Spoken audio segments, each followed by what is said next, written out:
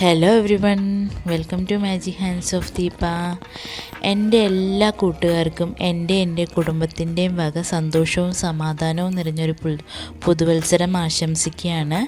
Happy new year all of you guys. അപ്പം നമുക്ക് ഇന്നത്തെ വീഡിയോയിലേക്ക് പോവാം കേട്ടോ. ഇന്ന് ഞാൻ എളുപ്പത്തിൽ തയ്യാറാക്കാൻ പറ്റുന്ന ഒരു ബാച്ചിലർ പുളിശ്ശേരിയാണ് ഉണ്ടാക്കുന്നത്. അതായത് കുറച്ച് ഇൻഗ്രീഡിയൻസ് കൊണ്ട് പെട്ടെന്ന് ഉണ്ടാക്കാൻ പറ്റുന്നൊരു പുളിശ്ശേരി. അപ്പോൾ നമുക്ക് തുടങ്ങാം അല്ലേ. അപ്പോൾ ഞാൻ അതിന് വേണ്ടിയിട്ടൊരു മൺചട്ടി ചൂടാക്കിയിട്ടുണ്ട്. അതിലേക്ക് നിറയെ ഒരു 3 ടേബിൾ സ്പൂണോളം വെളിച്ചെണ്ണ ഒഴിച്ചു കൊടുത്തു. അപ്പോൾ അത് നല്ല പോലെ ചൂടായതിന് ശേഷം 1 ടീസ്പൂൺ കടുക് ഇട്ട് കൊടുക്കുന്നുണ്ട്. അതിൻ്റെ കൂടെ തന്നെ നമുക്ക് കുറച്ച് ഉലുവയും കൂടി ചേർത്ത് കൊടുക്കണം. പിന്നെ ഇത് രണ്ടും നല്ല പോലെ പൊട്ടി കഴിയുമ്പോൾ നിങ്ങൾക്ക് കുറച്ച് കറിവേപ്പില ഇട്ട് കൊടുക്കാം. അതിൻ്റെ കൂടെ തന്നെ നമുക്ക് കുറച്ച് ഉണക്കമുളകും കൂടി ചേർത്ത് കൊടുക്കാം. അപ്പോൾ ഇത് നല്ല പോലെ ഒന്ന് ഫ്രൈ ആക്കി എടുക്കുക. ഇനി നമുക്ക് അതിലേക്ക് ചതച്ച് വെച്ചിരിക്കുന്ന ചെറിയുള്ളിയും വെളുത്തുള്ളിയും ഇഞ്ചിയും ഒക്കെ കൂടെ ചേർത്ത് കൊടുക്കാം. അപ്പം നമുക്ക് അതിൻ്റെ കൂടെ തന്നെ വേണമെങ്കിൽ പച്ചമുളക് ചതച്ചിടാം, അല്ലെങ്കിൽ വേറെ സ്ലൈസസ് ആക്കി ഇടുകയാണെങ്കിൽ അങ്ങനെ ഇടാം കേട്ടോ. അപ്പം ഞാൻ അതിൻ്റെ കൂടെ തന്നെ ഇടുന്നുണ്ട്. അത് നല്ലപോലെ ഞാൻ ഈവനായിട്ടെല്ലാം ഒരേപോലെ ചതച്ചെടുത്തിട്ടുണ്ട്. ഇനി നമുക്കിതൊന്ന് ഇട്ട് കൊടുത്തിട്ട് നല്ല ഇതിൻ്റെ പച്ചമണമൊക്കെ മാറുന്നിടം വരെ നല്ല പോലെ വഴറ്റി മൂപ്പിച്ചെടുക്കണം. ഇപ്പോൾ ഞാൻ ഇതിൻ്റെ കൂടെ ഇന്ന് കാന്താരി മുളകാണ് ചേർത്തിരിക്കുന്നത് കേട്ടോ.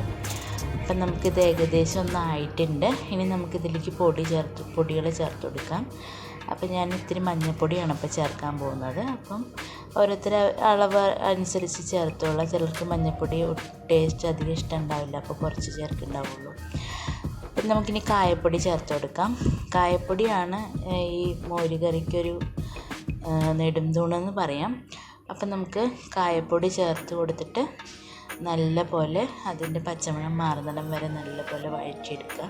എല്ലാ ഇൻഗ്രീഡിയൻസും ഒരുമിച്ച് നല്ല പോലെ വഴറ്റിയെടുക്കണം കേട്ടോ. അപ്പോൾ ഇത് നല്ല ഇവിടെ മൂത്തിട്ടുണ്ട്. ഇനി നമുക്കിതിലേക്ക് തൈര് ചേർത്ത് കൊടുക്കാം. തൈര് ഞാൻ ഒരു 1/2 ലിറ്റർ തൈര് ഞാൻ നല്ല പോലെ സ്പൂൺ വെച്ചിട്ട് നല്ല അടിച്ചെടുത്തിട്ടുള്ള തൈരാണ്.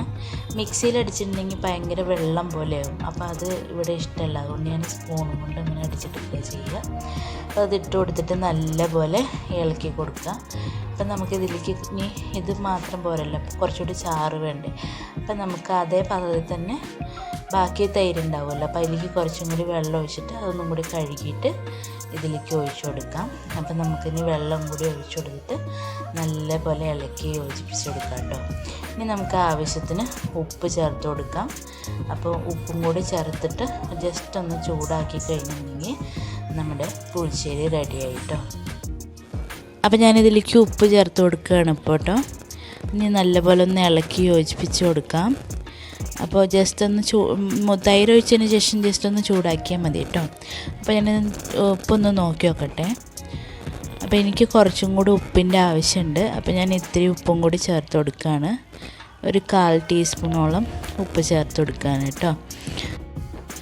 അപ്പോൾ നമ്മുടെ ടേസ്റ്റി ആയിട്ടുള്ള പുളിശ്ശേരി റെഡി ആയിട്ടുണ്ട്. അപ്പോൾ എല്ലാവരും ഇതൊക്കെ ഉണ്ടാക്കി നോക്കിയിട്ട് ഫീഡ്ബാക്കൊക്കെ പറയൂ കേട്ടോ. അപ്പോൾ ഇന്നത്തെ വീഡിയോയിൽ ഇത്രയൊക്കെ തന്നെ ഉള്ളൂ. ഇതിലും നല്ലൊരു റെസിപ്പി ആയിട്ട് നമുക്ക് അടുത്ത വീഡിയോയിൽ കാണാം. അപ്പോൾ എല്ലാവർക്കും ഒരിക്കൽ കൂടി നല്ലൊരു പുതുവത്സരം ആശംസിക്കുകയാണ്. Thank you for watching.